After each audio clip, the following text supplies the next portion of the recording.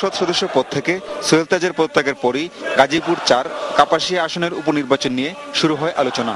গাজীপুরের অনেক নেতাই দলের প্রার্থী হওয়ার তদবির শুরু করে, কিন্তু আওয়ামী লীগ সভানেত্রী শেখ হাসিনা নিজে, দেশের প্রথম প্রধানমন্ত্রী তাজউদ্দিন আহমেদের স্ত্রী ও আওয়ামী লীগের সভাপতি মণ্ডলীর সদস্য জোহরা তাজউদ্দিনের সঙ্গে কথা বলে সিমিন হোসেন রিমিকে মনোনয়ন দেওয়ার সিদ্ধান্ত নেন। আমি নিজে মিসেস তাজউদ্দিনের কাছে গিয়েছিলাম। আমি চাচাকে যে সোজা জিজ্ঞেস করেছি যে এটা আপনি বলবেন, আর তিনি তো আমাদের প্রেসিডেন্ট মেম্বার, কাজে আমি আর রেহানা দুজনেই যাই, যে আমরা ওনাকে জিজ্ঞেস করি এবং আমরা বলি যে আপনি যেটা বলবেন আমরা সেটাই করব। কাজে ওনার কাছ থেকে ওনার মতামত নিয়েই সিমিনকে নিয়ে এসেছি। কাজে আমি এখন তাকে আপনাদের হাতে তুলে দিচ্ছি। সোহেল তাজের পদত্যাগের কারণে উপনির্বাচন হচ্ছে, সেই সাবেক স্বরাষ্ট্র প্রতিমন্ত্রীর পদত্যাগ নিয়েও কথা বলেন শেখ হাসিনা। সোহেল তাজ পদত্যাগ করেছে তার পারিবারিক সমস্যার কারণেই মূলত এই ঘটনাটা ঘটেছে, এটা আর কেউ না আমি জানি।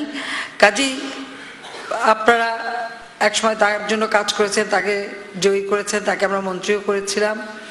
যাই হোক, সে থাকতে পারেনি, সিমিন ইলেকশন করবে।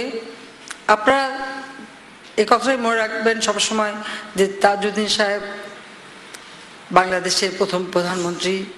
বঙ্গতাজ তাজউদ্দিনের স্মৃতি বিজড়িত গাজীপুরের এই আসনটি ধরে রাখতে দলের সবাইকে ঐক্যবদ্ধভাবে কাজ করারও আহ্বান জানান আওয়ামী লীগ প্রধান।